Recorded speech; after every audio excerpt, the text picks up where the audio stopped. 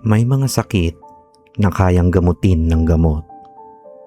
Pero may mga sakit din na kapag narinig mo pa lang ang diagnosis, tulad ng cancer, tumor, chronic kidney disease, sakit sa puso, parang may bumagsak ng napakabigat sa puso mo.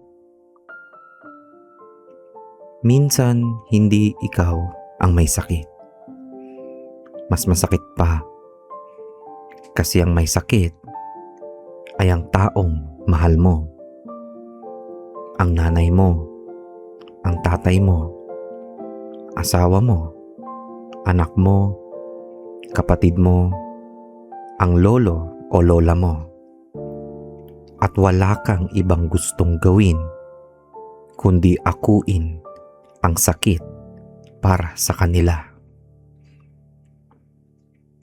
Alam mo, hindi pa ako magulang, pero anak ako, apo ako. At habang ginagawa ko ang video na ito, naiisip ko ang sarili kong mga magulang. Naiisip ko kung gaano kasakit kung makita ko silang nahihirapan. Kung gaano kasakit makita ang isang taong mahal mo na dating malakas, na ngayon ay hirap nang tumayo, hirap nang kumain, hirap nang ngumiti. At siguro may nanonood ngayon na eksaktong ganyan din ang pinagdadaanan. Baka nasa ospital ang mahal mo. Baka kakagaling lang sa operasyon. Baka may iniindang sakit. Baka naghihintay kayo ng resulta.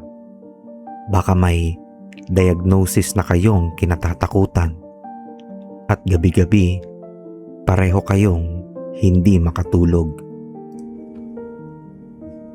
Minsan, kapag may sakit ang mahal natin, pakiramdam natin wala tayong magawa.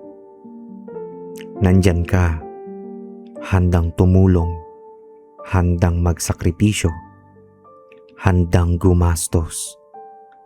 Pero may mga bagay na hindi talaga natin kontrolado. At iyon ang nakakatakot. May mga tao na tahimik lang sa harap ng pamilya. Pero kapag mag-isa na, umiiyak. Hindi dahil mahina sila, kundi dahil mahal nila ang taong may sakit. At ang pagmamahal, laging may kasamang takot na mawalan. Sa Psalm chapter 46, verse 1, sinasabi, God is our refuge and strength, a very present help in trouble. Napakagandang pangako nito. Hindi sinabing darating lang ang Diyos kapag tapos na ang problema. Hindi. Sinasabi rito na siya ay present help. Kasama siya ngayon. Kasama siya sa ospital. Kasama siya sa waiting room. Kasama siya habang naghihintay kayo ng resulta. Kasama siya habang umiiyak ka sa gabi. At baka may nanonood ngayon na pagod na. Pagod ng mag-alala, pagod ng umiyak, pagod ng magpakatatag. At gusto kong sabihin ito sa iyo. Okay lang mapagod. Okay lang ang umiyak. Okay lang ang matakot. Hindi yun kawalan ng pananampalataya. Tao ka lang at mahal mo ang taong may sakit. Ngunit huwag mong hayaan na kainin ka ng takot. Dahil habang may buhay, may pag-asa. Habang may Diyos, may pag-asa. Habang may panalangin, may pag-asa. At ngayon, gusto kong samahan ka sa isang panalangin. Manalangin tayo. Panginoong Hesus, dinadala ko po sa inyo ang bawat taong may mahal sa buhay na may sakit. Kayo po ang nakakakita sa kanilang pag-aalala, sa kanilang mga luha, sa kanilang mga takot, sa kanilang mga gabing walang tulog. Panginoon, hipuin niyo po ang taong kanilang mahal. Kung ito po ay ayon sa inyong kalooban, ipagkaloob niyo po ang kagalingan. Bigyan niyo po sila ng lakas, bigyan niyo po sila ng kapayapaan, at bigyan niyo po sila ng pag-asa. Panginoon, kapag pakiramdam nila ay mag-isa sila, iparamdam niyo po ang inyong presensya. Kapag natatakot sila, palakasin niyo po ang kanilang pananampalataya. At kapag sila ay umiiyak, yakapin niyo po ang kanilang puso.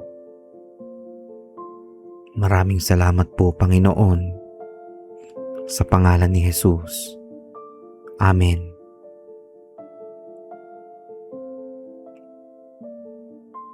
At bago tayo magtapos, kung mayroon kang mahal sa buhay na nais mong ipagdasal, maaari mong isulat ang kanyang pangalan o prayer request sa comments. Ipagdarasal natin sila. At kung may kakilala kang dumadaan sa ganitong pagsubok, maaari mong i-share ang video na ito sa kanila. Baka ito ang mensaheng kailangan nilang marinig ngayon.